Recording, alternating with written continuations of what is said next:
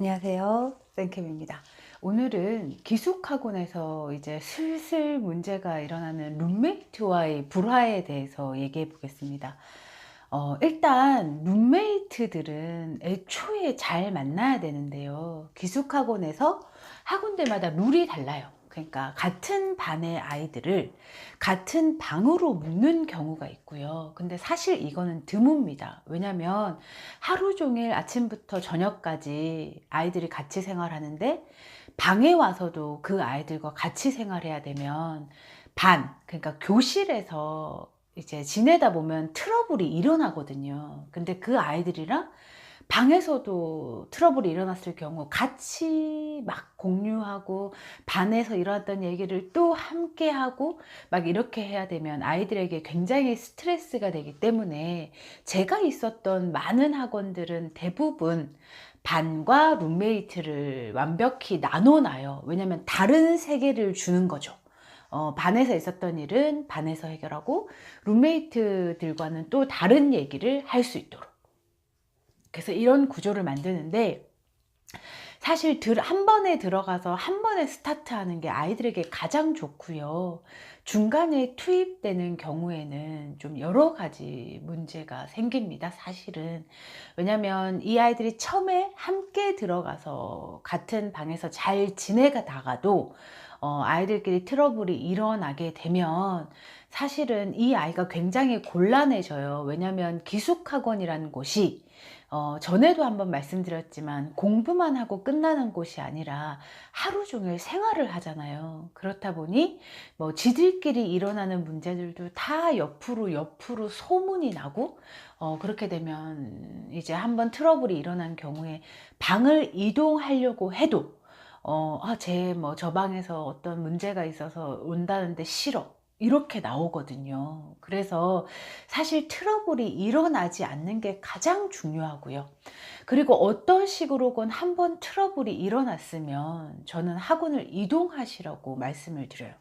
왜냐면 이 아이가 그 방에서 다른 방으로 이동했을 경우에 예를 들면 4인실이에요. 근데 그 방에서 3명이서 아이들끼리 한 명이 없는, 그러니까 4명이 있어야 되는데 3명이 있어야 되면 상대적으로 좀 여유로워요. 씻는 시간이라든가 뭐 모든 것들이, 빨래도 많이 내놓을 수 있고 막 이런 좀 눈에 보이지 않는 혜택들이 있거든요. 근데 새로 어떤 아이가 들어오는 거는 어쩔 수 없는 거지만 다른 방에서 문제가 있어서 이동할 경우에 자기들이 누렸던 눈에 보이지 않는 4명이지만 4명이서 써야 되지만 3명이서 쓴 혜택들이 사라지고, 이렇게 되면 아이들이 그 아이가 우리 방으로 넘어오는 그 자체에 불만을 느끼는 거죠. 아니 왜 그 다른 방에서 문제 있는 애를 우리 방에 오게 하느냐, 이런 막 갖가지의 불만 사항을 그 학원에다가 제기를 하는데 이동하는 아이는 그걸 모르고 이동을 한단 말이에요. 그러면 자기는 이유도 모르고 또 그 방에서 알 수 없는 눈치를 봐야 하고 불편함을 느껴요. 그래서 저는 조금 용기가 필요하지만 트러블이 일어나지 않으면 가장 좋지만, 어떤 트러블을 일으켰을 경우에는 학원 이동을 고민하라고 말씀을 드려요. 왜냐면 공부하기에도 너무 힘든데 그런 그 아이들 사이에서 눈치를 보면서 애들이 불편해 할까봐 막 불안해하면서 학원 생활을 하는 자체가 이 아이의 재수 생활에 마이너스가 될 거거든요. 근데 이제 룸메이트와의 불화, 사실은 굉장히 심각한 문제입니다. 왜냐면 저는 트러블이 일어났는데 그게 완벽히 해결되는 건 사실 거의 잘 못 봤어요. 그러니까 표면적으로 자잘못을 따져서 네가 사과하고 네가 받아들이고 이런 과정을 학원에서 거치지만 이 아이들이 속끝까지 그게 해결되는 거는 아니거든요. 그래서 저는 그 기숙학원에 있으면서 이런 생각을 했어요. 똑똑하게 키우는 것도 중요하지만 사실은 정의롭게 키우는 게 너무 중요한 것 같아요. 왜냐면 어떠한 명의 아이가 궁지에 몰렸어. 근데 그 아이가 막 치명적인 실수를 하거나 잘못을 한 게 아니야. 근데 특정 좀 강한 성향을 가진 아이가 그 아이를 싫어하면 나머지 아이들도 그냥 아무 생각 없이 따라가는 거죠. 마치 그 아이가 큰 잘못을 저지른 양. 근데 그중에 어느 하나, 야, 이거는 아니지 않아? 제가 막 큰 잘못을 저지른 건 아닌 것 같은데? 이런 말을 할 수 있는 아이들이 드물다는 거죠. 그래서 한 번 트러블이 일어나게 되면 이 아이가 막 알 수 없는, 그러니까 막 명확하지도 않은 이유들로 계속 눈치를 봐야 합니다.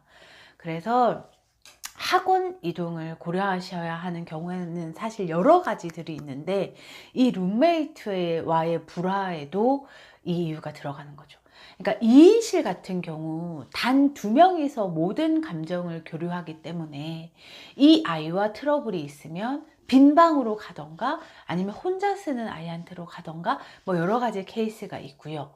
그리고 다인실인 경우, 6인실의 학원들도 있어요. 이런 학원들의 경우에 내가 특정 아이와 트러블을 일으키면 나와 맞는 다른 아이와 또 감정을 교류하면 되는데, 가장 위험한 건 사실 제가 봤을 때는 4인실인 것 같아요. 왜냐면 애들은 4명밖에 없고 4명 중에 강성인 아이가 있을 것이고 나머지 아이들이 부드러운 아이들이라고 쳤을 때 그냥 따라가거든요. 어느 한 아이와의 트러블이 생기면 그 강성의 아이의 감정을 쫓아가는 거죠.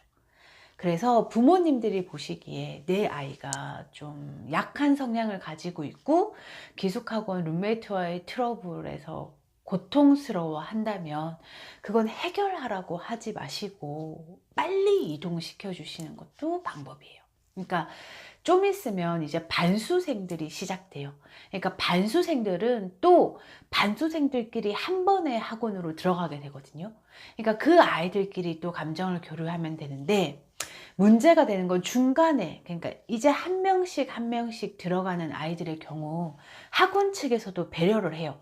그러니까 좀 약간 부드러운 아이들이 있는 곳에 새로운 아이들을 들여보낸다던가 이런 배려를 하지만, 그럼에도 불구하고 이제 조금 불편함이 있어요. 그래서 저는 중간에 아이가 투입되는 경우, 그러니까 뭐 종합반에 있다가 이동을 했건 아니면 다른 학원에서 이동을 했건 애초에 어떤 아이들과의 교류를 차단하고 본인 스스로가 나는 중간에 학원 이동도 했고 그리고 중간에 기숙학원 선택해서 이동하는 경우니까 그냥 애들이랑 잘 지내야지 이런 생각하지 말고 공부만 해야지.